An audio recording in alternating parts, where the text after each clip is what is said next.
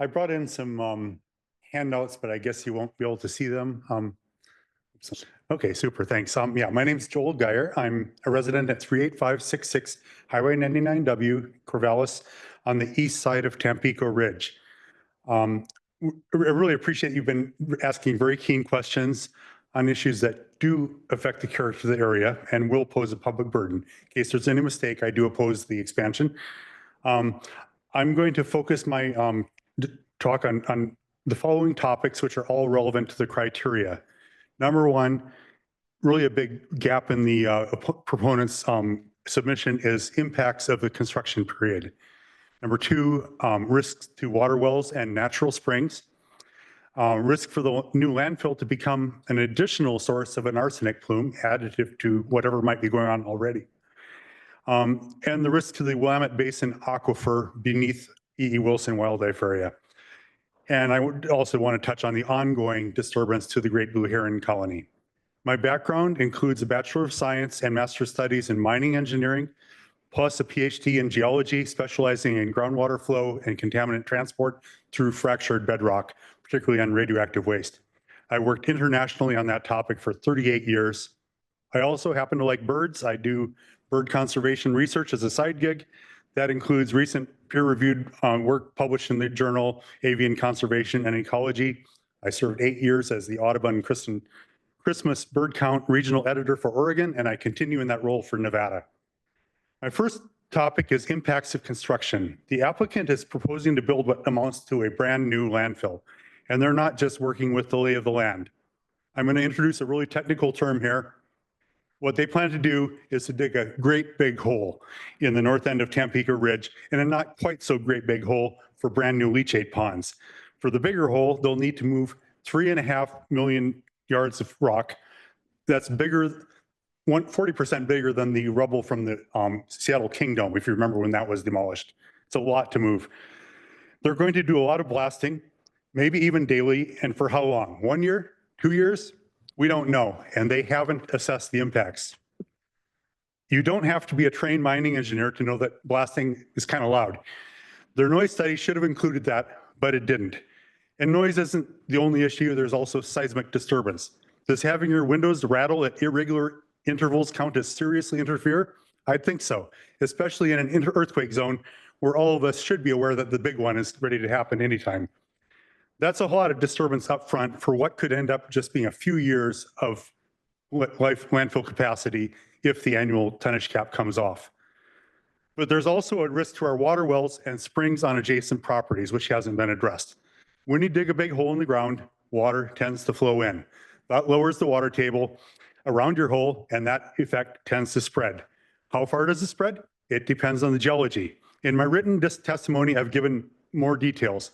But to put it simply, if this big hole cuts into a fractured zone in the basalt that serves as an aquifer for nearby residences, our wells could go dry. Again, the applicant hasn't assessed the effects of construction. They haven't investigated groundwater below Tampico Ridge any more than 100 yards south of the new landfill's footprint. They haven't even compiled a list of neighboring wells and springs. They haven't presented any groundwater models to evaluate the risks. We and our neighbors rely on our wells for drinking water, livestock, vegetable gardens, even small farms. Loss of a reliable well would seriously interfere with the use of our property, no doubt about it. Then there's arsenic. Let's check my time. Okay. Again, I've provided written testimony with many more technical details. This could be a big topic all on its own. Really, it'd be a great topic for a PhD dissertation if there's any grad students in here. What we know is that, contrary to the applicant's claims, the high levels of arsenic in wells on the east side of the landfill are highly unusual for this part of the valley. No one has found such high levels anywhere in the Willamette Valley portions of Polk or Benton County. But somehow the applicant has not just one well, they've got a cluster of 5 wells, all with high arsenic. They acknowledged that they had a leak in the early 1990s, which was responsible for the high arsenic levels discovered in 1994. They don't know how long that was going on before that, but they did find out at that time. They claim to have baseline data, but their historic database included with the 2023 annual environmental monitoring report doesn't show any arsenic data prior to 1995 from the well that they're now claiming is baseline. And the levels keep bouncing around, despite statements about them being stable. After I pointed out to Oregon DEQ that the existing permits don't have any site-specific allowance for this, lately VLI seems to have proposed permit-specific concentration limits, PSCLs, for arsenic. I had a plot of page 3, which would show you the plot of the arsenic data from their 2024 annual monitoring report, which compares with the new criteria. You can't see it, but the most recent measurements blow right past their new proposed limits. So they thought they had it figured out. They said, these can be our new rules we have to go by. The next year, they've gone right past them. They actually had to replot the scale on the plot because these are so much higher than anything they measured before. Despite that, now they want you to believe that the recent observations are, quote, natural and not a sign of more leaks. Last Thursday, their consultant read a memo that gives a complicated explanation about volcanic soils, anoxic conditions, and so on. In simpler terms, they're saying that the existing dump, by sealing off the water from the air, has changed the chemistry so that arsenic is now leaching out of the soils. It's an interesting hypothesis, but without more evidence, it's just speculation. In my field, we call this geopoetry. For the sake of argument, let's suppose they're right. What would that mean for your decision? It means that the new landfill, even if it doesn't leak, could have the same effect by leaching arsenic out of similar rock and soils beneath it.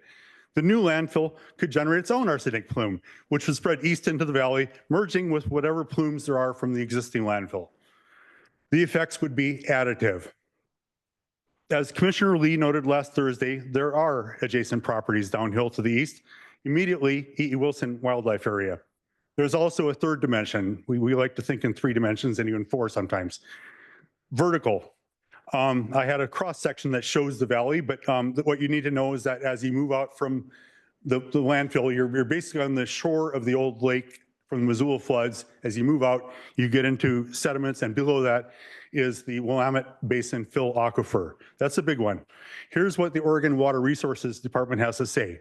Quote, collectively, the Basin Fill Sediment Unit contains the largest volume of groundwater in storage and has the highest production capacity of all the hydrogeologic units in the basin, end quote. In other words, this is the aquifer used for high capacity irrigation wells for crops and for municipal water supplies. You don't want to mess that up. That would be a real burden on public resources. The applicant hasn't evaluated that risk which arises from this new landfill. They don't even have a handle on what's happening with the old one. Lastly, I'd like to speak up because I like birds. For the great blue herons, rumors of their disappearance are greatly exaggerated. Despite repeated disturbance by excavation equipment operating in the proposed development area in all 4 nesting seasons since 2001, when the applicant was advised of the need to keep a quarter-mile buffer, the herons haven't actually abandoned this location. They're nesting right across the highway, within 200 yards of where they nested in 2022. I have a photo in there just from last Sunday. You can enjoy it when you get done with this meeting and don't want to go to bed yet. They're still under stress. They're becoming agitated when roadside trash crews walk past their nests, which happens almost weekly now because there's so much trash coming from this landfill. The sheriff sends out a crew almost every week. I've advised them not to. Hopefully they'll stick to it. But construction of the new leachate ponds on Forest Conservation Parcel Lot 1200 would once again impinge on the buffer zone mandated by the Oregon Department of Forestry. That gives you one more reason to deny this application. Thank you for your diligence and your attention. I'm happy to answer any questions. Sorry, guys. Mr. Geyer, is everything you just said in what you handed in for us to look at, your written document? Yeah, I've got quite a bit more in the written documents that I've submitted. I guess the packets are sort of catching up. Very good. And then you mentioned something mandated by the Department of Forestry here at the end. Could you again restate that and some context that might help? Yeah, there's we might want to reintroduce the testimony that was brought up in 2021 regarding the Oregon Department of Forestry rules, which mandate a quarter-mile buffer zone during nesting season. And because that is a forest conservation parcel, I believe the Department of Forestry rules apply. But we can make sure that's on the record. Very good. Thank you. Thank you very much, Dr. Geyer. And we will now